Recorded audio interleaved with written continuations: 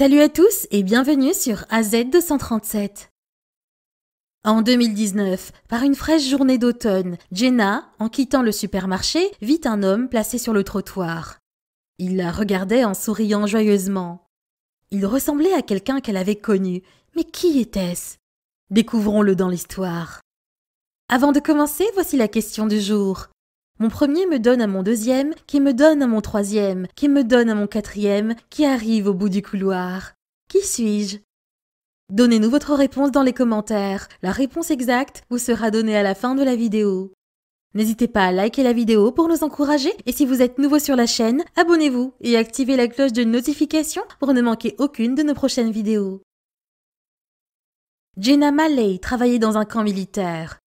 Tous ses collègues disaient d'elle qu'elle était très gentille et de bonne humeur. Elle était toujours prête à aider qui que ce soit. Un jour, elle passa près du coin poubelle et entendit un bruit venant de là. Elle s'arrêta et vit un homme avec des vêtements déchirés qui visiblement n'avait pas pris de douche depuis longtemps. Je ne pouvais pas passer sans m'arrêter.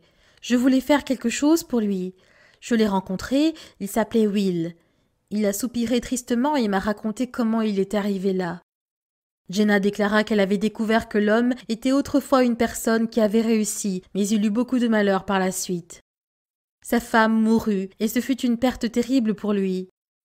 Il ne s'était jamais remis de cette grosse perte, il sombra dans l'alcool. Ses problèmes lui firent perdre tout ce qu'il avait et oublier tout ce dont il avait besoin pour réussir.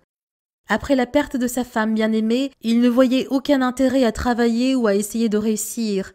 Son entreprise s'effondra et finalement la banque récupéra sa maison. Jenna avait écouté le monsieur et elle ne pouvait pas rester indifférente. Pendant 6 mois, elle continua à communiquer avec lui de temps en temps.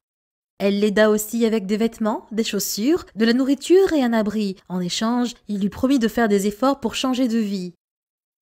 Un jour, elle lui donna de l'argent pour qu'il puisse obtenir des documents, mais il disparut soudainement de son abri et Jenna ne le revit plus jamais.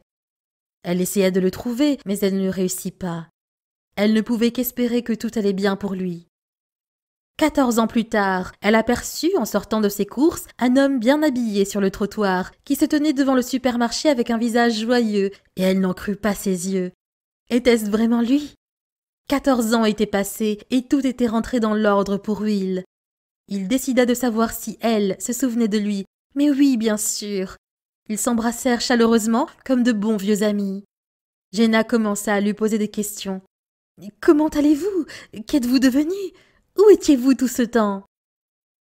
En 2005, lorsque Jenna l'aida avec de l'argent, elle eut peur qu'il le dépense pour s'acheter de l'alcool, et maintenant, elle a vu qu'il s'était procuré les documents dont il avait besoin. Il obtint immédiatement un emploi, commença à aller à l'église et après un certain temps, il se remaria même. En écoutant son histoire, Jenna pleura de bonheur. Il avait tenu sa promesse et il avait réussi à reprendre une vie normale.